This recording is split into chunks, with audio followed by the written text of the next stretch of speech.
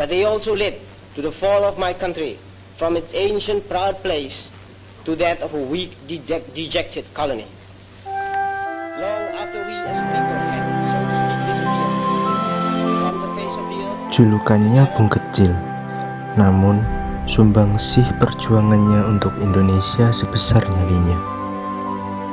Salah satunya adalah melawan rasa dilema ketika ia berdiri di antara sahabatnya yang punya pendapat berbeda.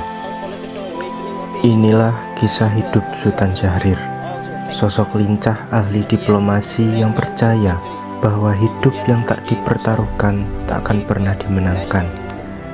Lahir di Padang, Sumatera Barat, masa kecil Syahrir adalah idaman semua anak pribumi.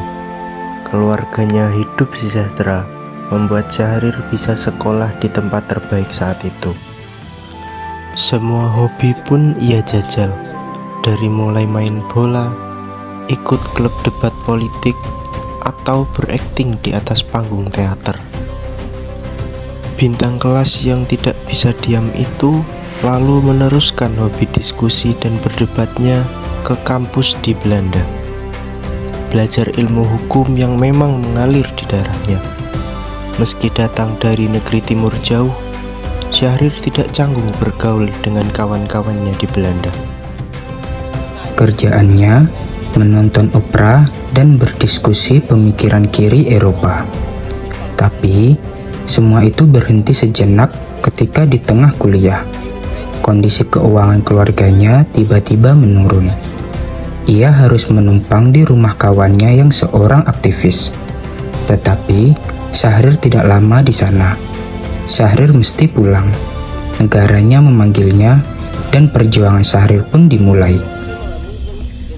Sepulang dari Belanda, perjuangan kemerdekaan ia coba melalui berbagai cara. Ia menahkodai partai politik, membajak frekuensi radio, sampai mendesak proklamasi untuk segera dilakukan. Usahanya bersama golongan muda lain berbuah hasil. Kemerdekaan akhirnya berhasil kita nyatakan. Tapi, saat itu Indonesia bagai bayi prematur yang belum siap melihat dunia. Ancaman Jepang mungkin telah berlalu, tapi Belanda mengintai dari kejauhan, mencoba merebut kembali apa yang masih tersisa.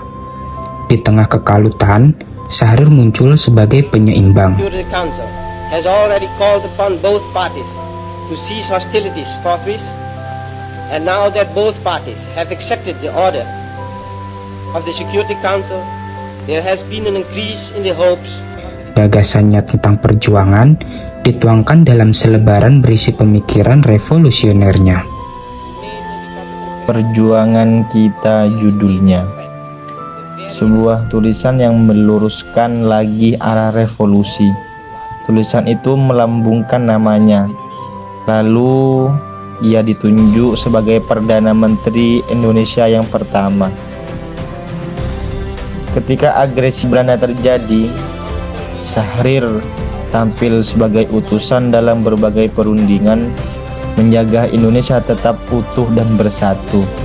Ia pejuang borjuis, aktivis sosial yang hobi berdansa dan berpenampilan yang modis.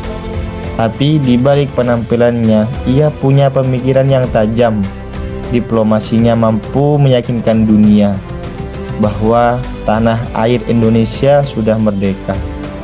Semua itu ia pelajari dari seorang intelektual pendiam, pecinta buku, kakak senior berwajah serius yang ia temui semasa di Belanda, yakni Muhammad Hatta.